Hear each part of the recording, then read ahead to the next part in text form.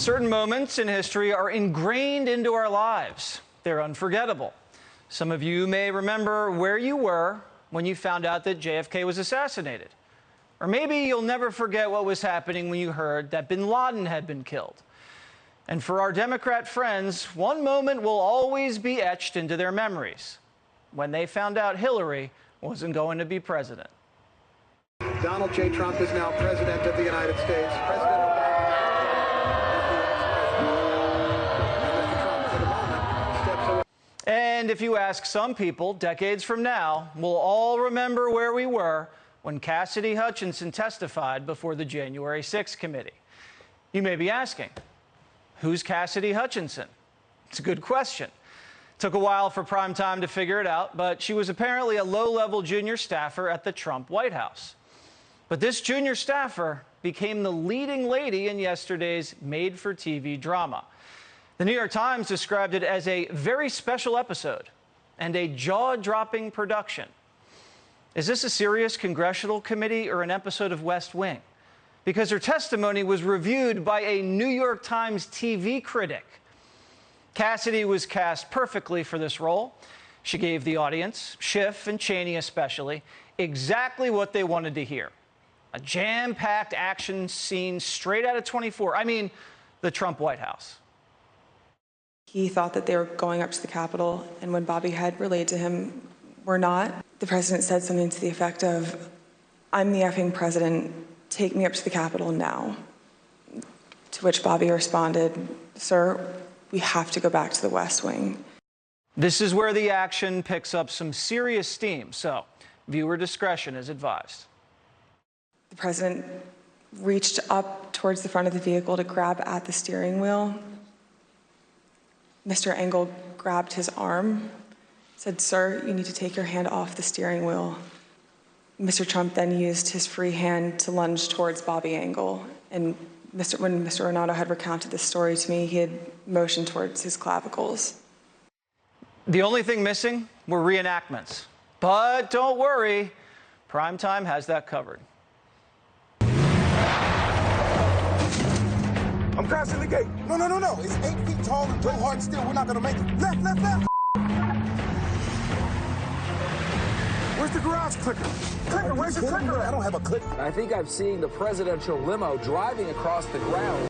It was TV gold, and the media loved it. They rushed out articles like this saying Trump lunged for an agent's throat on January 6th. But excitement got the best of him. It's what happens when you're watching an action movie. Sometimes you just forget it's not real. And here's where they got lost. First of all, Hutchinson says a Secret Service agent told her this all went down inside of the Beast. But Trump was never in the Beast when this allegedly happened. There's literally video of him getting inside of an SUV after his rally, the same car that took him back to the White House. Do you really think the Secret Service agents can't tell the difference between the Beast and an SUV? Also, there were 3 agents with him in the car: the driver, an agent in the passenger seat, and 1 agent in the back. Can you really imagine the President of the United States leaping out of his seat, bypassing 2 agents, and somehow grabbing the throat of a Secret Service agent while also reaching for the steering wheel with his other hand? They said this president couldn't even walk down a ramp. And now all of a sudden he's Bruce Willis. Hutchinson wasn't even in the car when any of this happened. She says this one Secret Service agent told her about it. But the agent says, "No, I didn't." And he's willing to testify. You think Schiff will let him? I doubt it. It would ruin the plot. And the guy's got impeccable credentials, over 23 years of service under his belt. The committee never even checked in with him to confirm the story. Hey guys, did Trump go full-blown action hero in the Beast on the 6th? They didn't want to check with the Secret Service because they didn't want to know the truth. They just want drama to smear Trump with and tee up an indictment so that he can't run. And Cassidy Hutchinson, little background on her, just dumped her pro-Trump lawyer for a Democrat-friendly lawyer 3 weeks before her testimony. And all of a sudden, her testimony is filled with bombshells. What a coincidence. And she had her lines down pat. I was in the vicinity of a conversation where I overheard the president say something to the effect of, I don't effing care that they have weapons. They're not here to hurt me. Take the effing mags away. Let my people in. They can march to the Capitol from here. Let the people in. Did you catch that? She was in the vicinity of a conversation, and he said something to the effect of. Is that how people talk? Because most people say, I was there and I heard something or I didn't hear anything. All this sounds a little bit like a stretch to me.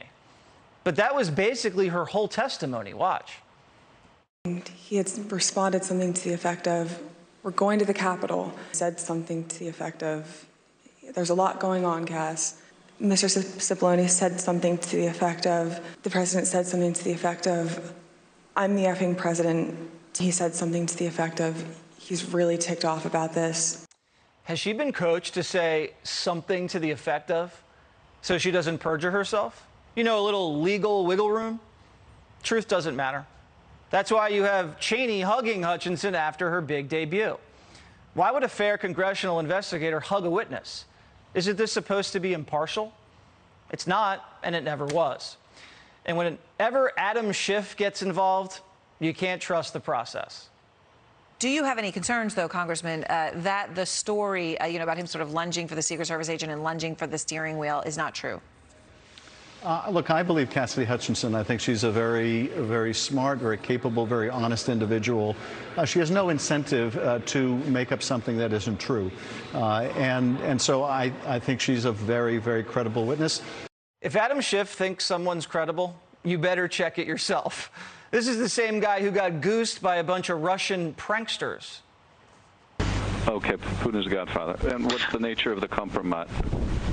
Well, there were pictures of naked Trump. And so Putin was made aware of the availability of the compromising material? Yes, of course. Thank you very much. We will be back in touch with you through our staff to make arrangements to obtain these materials for our committee and for the FBI. And Schiff couldn't wait to see pictures of naked Trump. Plus, he's the one that ran with the Steele dossier. And who could forget the P-tape?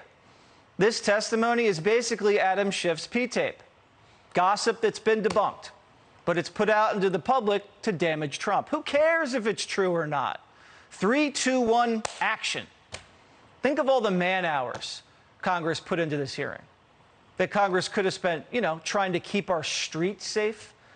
This just happened in Philly. Watch.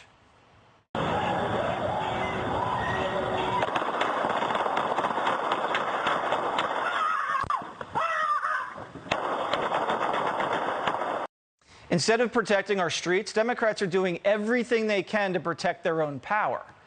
If they think January 6th makes a great movie, wait until they hear about Hunter Biden and the big guy. It's a scandal with everything. Chinese spies, Russian prostitutes, drugs, strippers, illegal guns. The first son being bribed with diamonds, a lost laptop, a lost diary, an affair with your dead brother's widow. Kickbacks from communists, Air Force Two, a rigged election, a federal money laundering investigation. Hello? We don't even need testimony on secondhand gossip. We have the President of the United States leaving a voicemail for his son, telling him he's in the clear, after the media exposed his corrupt business deals with the Chinese. Listen. Hey, pal, Dad, it's 8:15. On Wednesday night, if you get a chance, give me a call. Nothing urgent. Just want to talk to you. I thought the article, at least the thing online, it's going to be printed tomorrow in the Times, was good. I think it's clear. And Adam Schiff, Hunter was wired $1 million from Beijing to represent a Chinese spy who was under FISA surveillance, who got popped for corruption in New York. You know the FISA surveillance that you guys abused to spy on Trump but didn't find anything? But if that's not sexy enough for you, Adam, since we know you're into P-tapes, Joe Biden wired his son $100,000 that he used to pay Russian escorts that happened to be trafficked out of Moscow. Is Biden being blackmailed? The answer is, yeah, probably, but by who? There's so many candidates. Here's Hunter telling one of the prostitutes to just chill. Is anything hurt on you? Anything? I was literally saying, I'm sorry that it took so long to give you $10,000. Have I ever touched you in a bad way? Ever? Have I asked you every time if I could touch you? Every time. Sweetheart, look at me. You cannot talk to me that way and say things like that. Because I'm more respectful than anyone you've ever met. Can you imagine if this were Eric or Don? And what is with Joe Biden's son recording his crimes? This is the smartest person you know, Joe? A criminal who records his crimes? So when's the next installment of the January 6th committee? Oh, it'll be in 2 weeks because Congress is going on vacation. Record high gas and food prices, no baby formula, an open border, and a crime wave. But hey, let's put on a political trial and then we'll take a 2-week break. No one will remember where they were when Cassidy Hutchinson testified. But I'll remember where they weren't. They weren't at work representing the American people. Hey, Sean Hannity here. Hey, click here to subscribe to Fox News YouTube page and catch our hottest interviews and most compelling analysis. You will not get it anywhere else.